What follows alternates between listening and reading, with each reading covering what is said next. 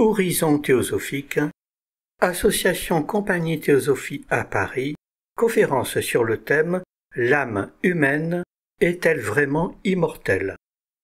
Amis, le titre de la conférence est « L'âme humaine est-elle vraiment immortelle ?» On va faire une réponse de Normand en disant oui et non. Pour référence, pour traiter ce sujet, on a pris bien sûr la clé de la théosophie, mais surtout un article de Madame Blavatsky qui s'appelle Life and Death, la vie et la mort, dont des passages ont été repris dans la clé de la théosophie, qui expose de manière philosophique sous forme d'une conversation entre différents protagonistes, avec des points de vue philosophiques très différents, même divergents, cette idée de l'immortalité. Et puis on a aussi parcouru la Bhagavad Gita et d'autres articles. On va aborder ce sujet avec la nécessité et le pourquoi de rechercher cette immortalité. Rappelons tout de suite que dans les mythologies, dans différentes parties du monde, on a toujours cette idée que les dieux étaient immortels et que les hommes essayaient d'acquérir cette immortalité d'une façon ou d'une autre avec des relations un peu privilégiées avec certains dieux et que d'autres dieux gardaient jalousement le secret de l'immortalité, etc.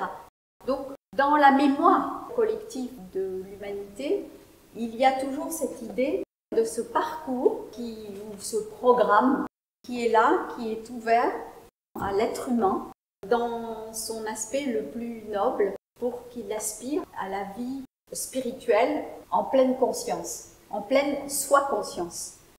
L'âme, pour la théosophie, l'être humain profond, cette âme qui est derrière un corps. Et on s'en rend compte quand un enfant meurt. On se demande où est parti ce petit être. Et puis on voit une personne très âgée qui disparaît aussi.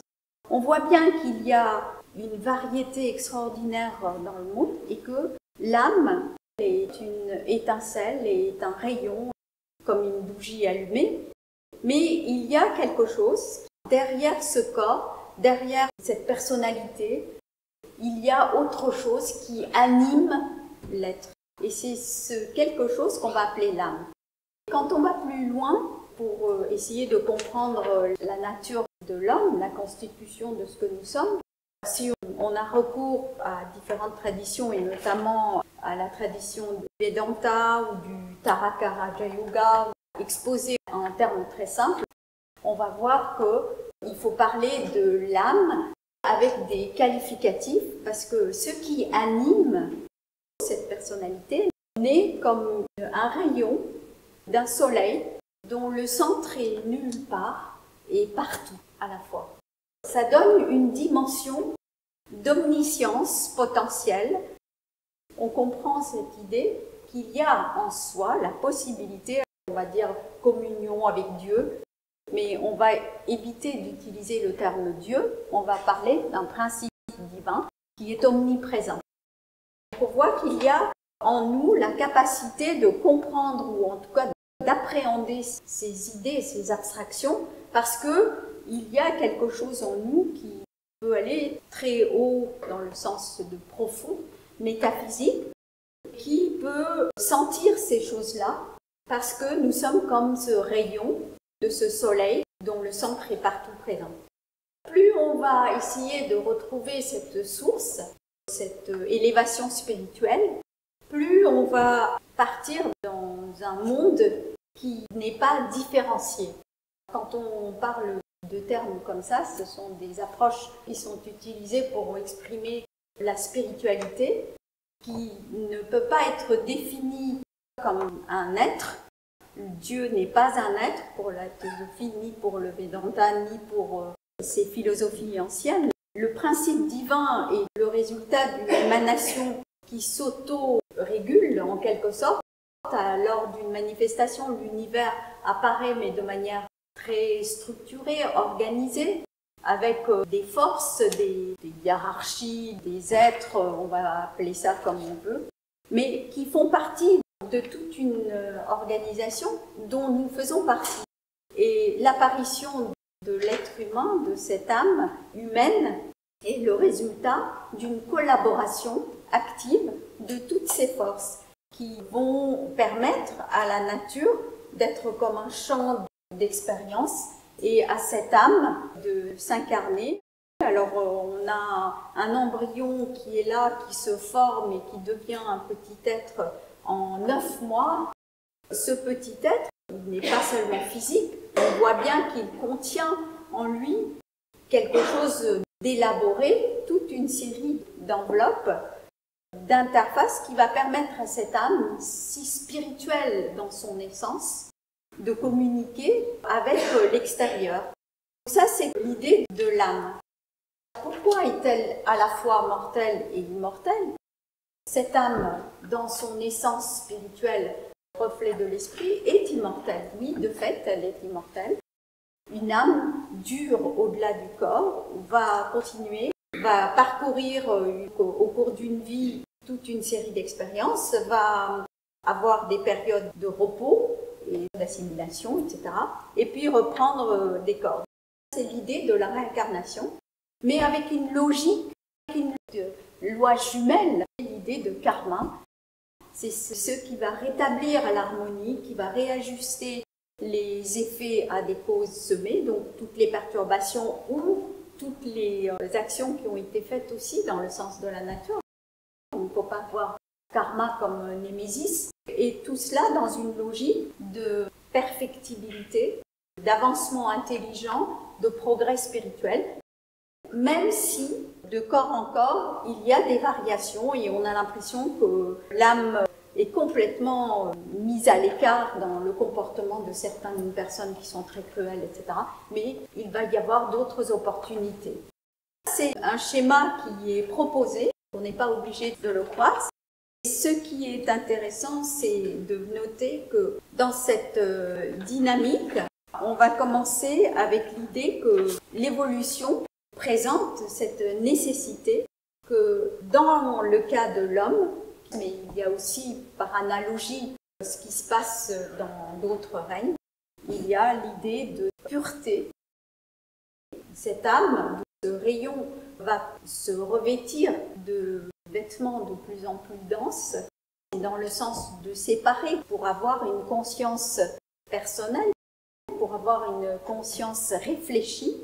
Il doit, en tant qu'homme, à travers ses expériences et ses choix, retrouver en pleine conscience, en pleine soi-conscience, cette divinité et cet éveil.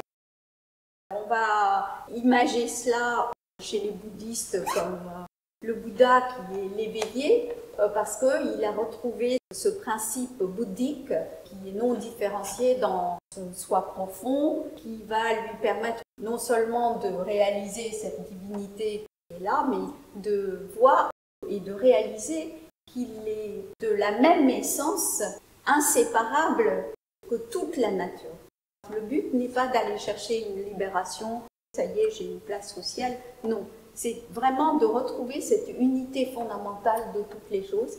Et en essence, tous les êtres sont issus de ce même soleil, avec bien entendu des variations et des qualités de vie extrêmement différentes. Mais ça fait partie de cette nécessité. Pour retrouver cette conscience, cette richesse, l'âme doit réfléchir et comprendre qu'il y a quelque chose de plus important que la vie matérielle. Et l'autre idée que nous avons voulu développer, c'était que dans ces mythologies, il y a dans les mythes de Prométhée, chez les Grecs ou chez les Hindous, c'est Vishvakarma. Et on va donner quelques exemples pour faire réfléchir.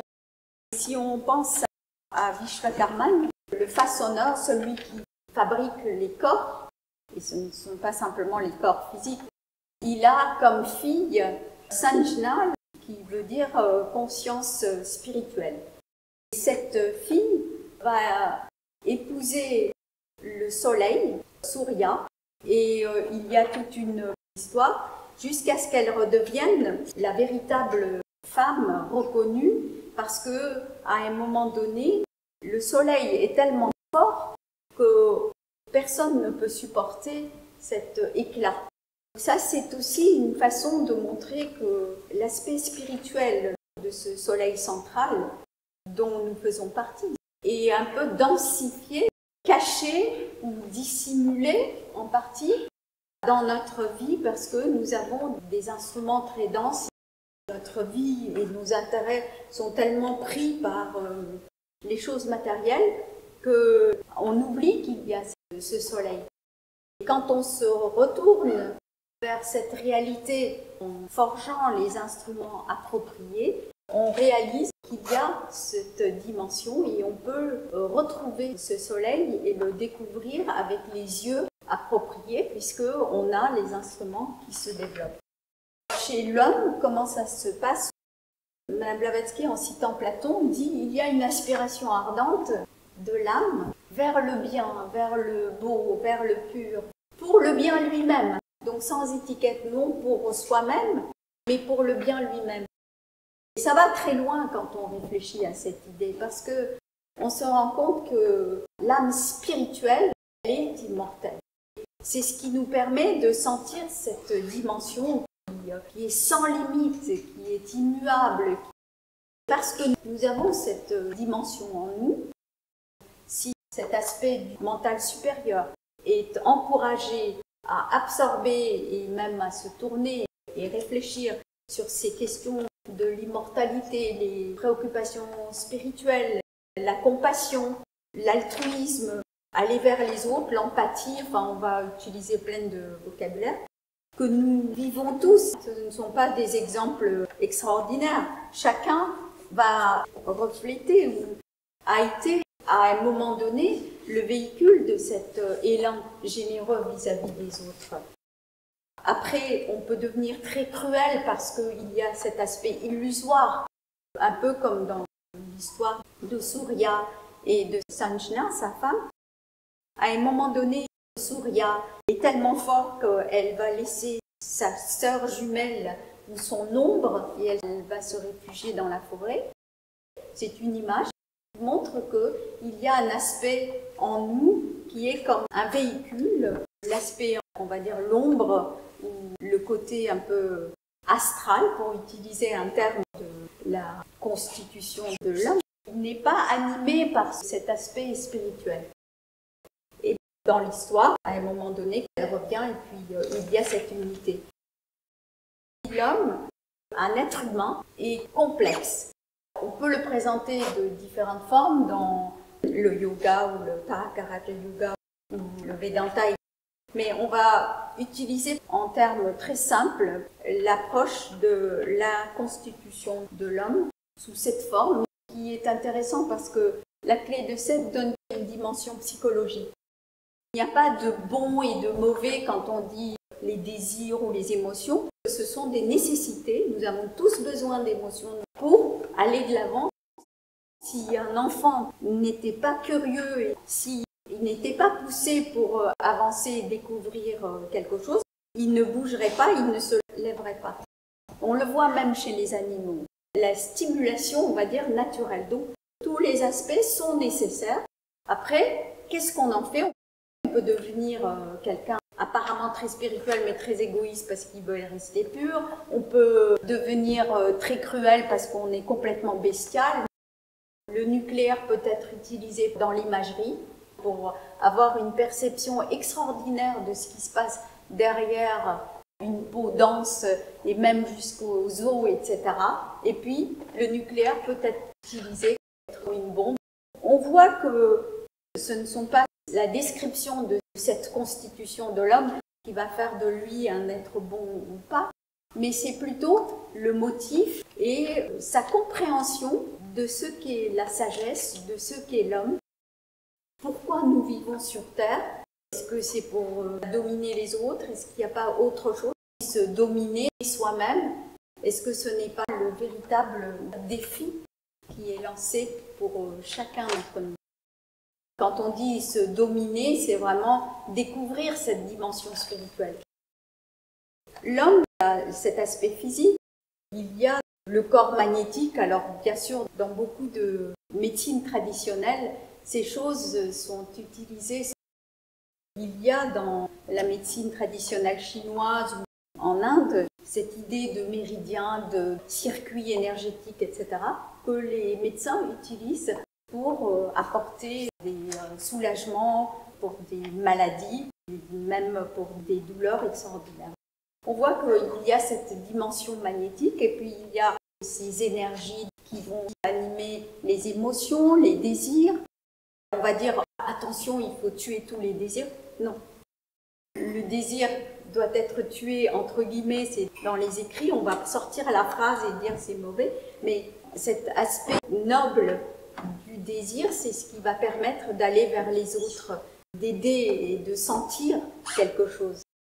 On voit une lionne qui va s'occuper de son petit lionceau, ça fait partie de cette dévotion qui va lier l'animal à son petit, etc. On voit des comportements extrêmement nobles aussi chez les éléphants. Tout cela nous montre qu'il y a des aspects extraordinaires dans cette animation par le désir.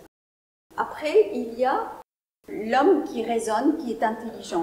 Petit enfant, très vite, dès l'âge de 2-3 ans, 4 ans, on voit la façon dont s'exprime cette intelligence. Il va poser des questions, très vite il va s'intéresser aux calculs, aux couleurs, à d'autres dimensions. On voit bien qu'il y a une qualité qui va différencier l'humain de l'animal, mais sans dire qu'il est supérieur, etc. Mais ça fait partie de cette échelle d'être. Nous ne sommes pas là pour dominer les autres, mais pour comprendre qu'il y a une progression. Cet homme qui est là, l'intelligence, le manas ou le mental, c'est la même racine, va être capable de raisonner, va être intelligent, va être capable d'analyser, va être capable de choisir. Ce choix vient du fait qu'il y a cette dimension qui a été donnée au moment où l'humain devait continuer à parcourir son programme en tant qu'humain. Cet ensemble de hiérarchies qui a participé à l'élaboration de l'univers, qui a participé à doter l'humain de cette soi-conscience. Cette soi-conscience, elle est imagée par Vishvakarman ou de Prométhée, etc. Et il ne faut pas s'arrêter juste à l'intelligence. Il y a au-delà la dimension qui va permettre à l'homme d'aller vraiment dans un monde plus spirituel qui est sans limite et qui est d'une valeur sûre. C'est là où il y a l'accession à l'immortalité. Puis, bien entendu, il y a cette extraordinaire capacité de contempler, grâce à cet intérêt que l'on a pour le bouddhisme, et notamment le bouddhisme tibétain. Et grâce à cette diaspora des Tibétains, l'Occident et l'Orient se sont intéressés à ces idées. Aujourd'hui, on parle beaucoup plus de la méditation, de la pleine conscience. Il y a bien entendu à boire et à manger, mais ce sont des idées qui sont très importantes. Il ne faut pas non plus mettre des dimensions et rapetisser l'existence de courants spirituels. On reconnaît que les religions sont comme des valeurs, différentes couleurs d'une même lumière blanche qui est reflétée avec des couleurs de l'arc-en-ciel, etc. Après, il y a toujours une réaction farouche à cette ouverture. Dans notre cycle actuel, il y a une grande ouverture, mais malheureusement, il y a aussi la dimension inverse, comme une menace qui pèse dans le monde. Mais tout cela fait partie d'un courant qui est en train d'avancer vers le spirituel. Pour en revenir à l'homme et à cette dimension de l'immortalité, il y a d'abord la croyance qui est nécessaire. Celui qui va nier l'existence d'un au-delà ou d'un monde avec une dimension spirituelle, finalement, il va vivre, il va parcourir les états après la mort, comme un enfant qui va dormir, sans rêve, sans rien, et puis il va renaître. Mais pour celui qui nourrit cette idée qu'il y a autre chose dans notre vie, il va voir que même la qualité de son sommeil va changer. On va vivre avec le sentiment que quelque chose d'extraordinaire se passe, parce qu'en effet, la nature offre à chacun, pendant le sommeil, la capacité à cette âme de se retirer sur son propre plan. Plus l'intérêt de la vie et les idées que l'on nourrit, les pensées, l'étude, les lectures, etc., vont dans le sens de cette vie spirituelle et du bénéfice des autres, parce que vie spirituelle et altruisme ou compassion sont inséparables. Plus il y a cette dimension, plus l'individu va avoir une autre qualité de sommeil. Parallèlement, c'est exactement ce qui se passe, est-il dit dans ces articles, sur la qualité de la vie post-mortem. En général, quand on est proche de la mort, il y a cette vision, il y a comme une espèce d'extraordinaire éclat de lumière et de compréhension. Il y a une fusion entre ces types, on va dire, de connaissances du mental qui est à la fois incarné, qui est complètement impliqué dans notre personnalité, et cet aspect du mental qui est toujours tourné vers le spirituel. Il y a un éclairage qui va faire que toute la vie se déroule en quelques instants devant les yeux du mourant, et il va comprendre toutes les dimensions. Et après, il y a le cours naturel de cette décantation qui va se produire. Donc il n'y a pas de séparation, qu'as-tu fait ci, qu'as-tu fait ça. Ça, c'est ce que les gens qui ont frôlé la mort qui le rapportent, parce qu'ils s'identifient à leur personnalité. Mais lors de cette vision, il n'y a pas de séparation. C'est quelque chose qui est très intéressant aussi dans un article qui s'appelle « La mémoire chez les mourants » de Madame Blavatsky. Cette vision a lieu en quelques instants. Ensuite, il y a une décantation, une séparation entre ce qui est beaucoup plus matériel et qui a été tourné vers des éléments qui ne sont pas permanents. Là, on a cette vision bouddhiste de l'impermanent et du permanent. Puis, il y a ce qui correspond à la nourriture des aspirations, de tout ce que l'individu a voulu faire de bien, de toutes les actions qui ont été bénéfiques pour les autres, etc. Toute cette énergie servent de vêtements pour cette grande période de repos, de digestion, d'assimilation. Ces aspects-là sont absolument nécessaires pour que l'âme puisse absorber le nectar de cette expérience sur Terre. Et ça, c'est ce que la nature prévoit. Donc la qualité de la vie dans ces états-là variera selon la nourriture que nous avons utilisée, bien entendu. C'est comme une digestion. Si on a mangé des choses incompatibles avec le corps, la digestion va être très pénible, etc. Ou l'inverse.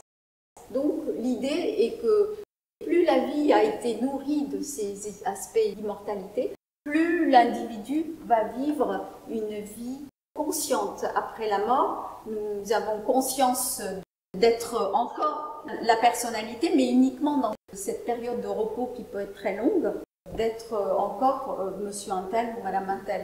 Mais dans ces aspects les plus élevés, Madame Blavatsky dit par exemple une mère qui a laissé un enfant et qui meurt, et que ce jeune enfant est devenu ivrogne, elle continue à avoir l'idée que son fils, par exemple, est extraordinaire, etc. Donc, il y a un décalage, ce n'est pas une réalité objective, mais c'est une vie, une réalité subjective pour l'âme, qui est nécessaire. Et puis, il y a la réincarnation où ces énergies qui ont soutenu cet aspect de la personnalité s'estompent, forcément avec l'assimilation. Puis, l'âme retrouve sa dimension vraiment spirituelle. Et ça, c'est imagé aussi dans les mythes d'Air chez les Grecs, où l'âme voit dans les grandes lignes la vie qui l'attend, les vêtements qui correspondent à karma vont se présenter, et l'âme est attirée vers cette famille, cette mère, etc. C'est en gros un schéma qui paraît un peu théorique, mais il y a une grande réalité. Pour le yogi, cette période d'assimilation, cette période de rêve, de repos, n'est pas nécessaire. parce qu'il n'a pas besoin de nourrir des aspirations. Le guide, le véritable sage, vit constamment ses aspirations. C'est-à-dire que ce ne sont pas des énergies non dépensées, mais ce sont des réalités, une force qui est utilisée pour faire du bien. Il n'y a pas de décalage, il n'y a pas besoin de période de rêve ou d'illusion, même si elle est très belle et nécessaire. Dans cet article, il est dit « Notre individualité spirituelle est le Sutratma ». C'est une image qui est très belle, mais il ne faut pas matérialiser cette idée. C'est l'âme fide. C'est une idée qui montre qu'à chaque incarnation, l'âme, après l'assimilation de sa dernière vie, prend la perle et cette perle, elle est enfilée dans cette âme file et progressivement, grâce à ce que la nature a prévu, le collier de perles va pouvoir se construire et l'âme peut retrouver le programme. Quand on pense à ce qui a été dit du chapitre 12 de la Bhagavad Gita, par exemple, cette idée que les plus chers d'entre mes fidèles sont ceux qui cherchent cette ambroisie sacrée, la religion de l'immortalité, c'est Amrita, ce nectar que les dieux ont volé dans le barattage de l'océan. On se souvient qu'il y a eu beaucoup de disputes entre les Asuras et les Devas, etc. Ça fait partie de la façon dont les mythologies racontent cette histoire.